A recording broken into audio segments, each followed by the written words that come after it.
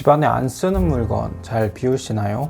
언젠가 쓸 수도 있는데 이건 추억이 담긴 물건인데 오래됐지만 아직 쓸 수는 있는데 저는 이런 이유를 대며 비우는 걸 망설여 본 적이 있었습니다. 이렇듯 물건을 비우는 것도 쉽지 않지만 사실 집안의 물건들을 비울 때 무엇을 버릴지는 비우기의 핵심이 아닙니다. 결과적으로 비우는 행동을 하더라도 비우기 전에 선행되는 과정을 했는지 안 했는지에 따라 비우기의 목적과 동기부여, 지속성이 달라지게 됩니다. 물건들을 비우기 전에 무엇이 선행되어야 하는지 알아보고 어떤 기준을 가지고 물건을 버리면 되는지, 또 고민 없이 비워도 되는 물건 20가지에 대해서도 알아보겠습니다. 책 나는 단순하게 살기로 했다의 저자 사사키 후미오는 비우는 건 내가 원하는 목적을 위한 수단으로서 정리와 비움을 이용하는 것일 뿐 정리와 비우기 자체가 목적이 되어서는 안 된다고 말합니다. 무엇을 비울지보다 중요한 건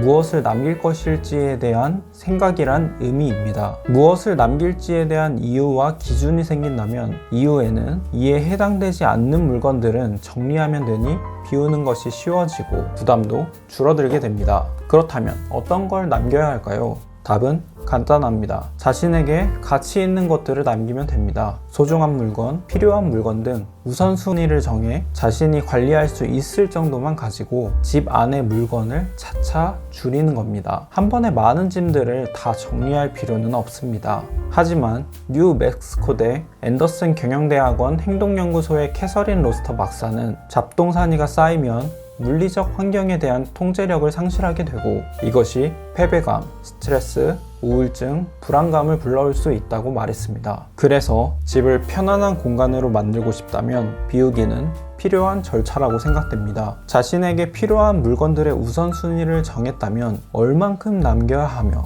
또 얼만큼 비우면 될까요? 사람마다 비웠을 때 느끼는 만족감도 다르고 비워야 하는 물건의 양도 다르기 때문에 고민 없이 비울 수 있는 것부터 하나씩 비우면서 비우는 게 부담되지 않게 시작하는 게 좋습니다. 고민 없이 비울 수 있는 것들은 어떤 것들일까요? 사람들이 집안에서 물건들을 비울 때 자주 버리는 물건들 200여 개를 확인하고 버리는 이유를 알아보면서 사람들이 물건을 비울 때 2가지의 주된 이유가 있다는 걸 발견할 수 있었습니다. 그건 1, 2년 이상 사용하지 않은 것과 기능이 떨어진 것입니다. 특별한 이유가 아니죠. 매우 평범한 이유입니다. 오히려 평범하기 때문에 누구든지 물건들을 비울 때 한번 생각해보면 좋다고 생각합니다. 그리고 다른 사람들도 많이 비우는 물품들을 알아본다면 우리가 물건을 비울 때 참고할 수 있겠죠? 그럼 사용 여부와 기능 여부 2가지 기준에 맞춰 집안에서 부담 없이 비울 수 있는 물건 20가지를 알아보겠습니다. 우선 1, 2년 이상 사용하지 않은 대표적인 물건 10가지입니다.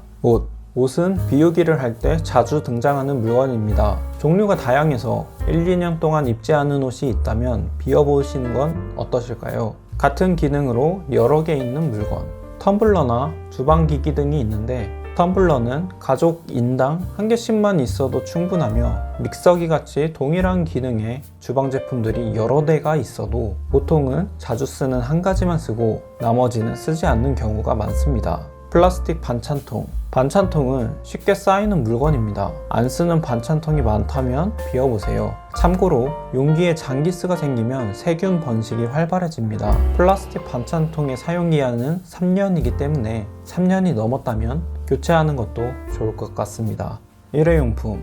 언젠가 쓸지도 몰라서 모아두기 쉬운데 대표적인 일회용품인 나무젓가락의 유통기한은 4개월입니다. 안 쓴다면 버려주세요. 낡은 안경. 안경을 바꾸면 이전에 사용하던 안경은 쓰지 않게 됩니다.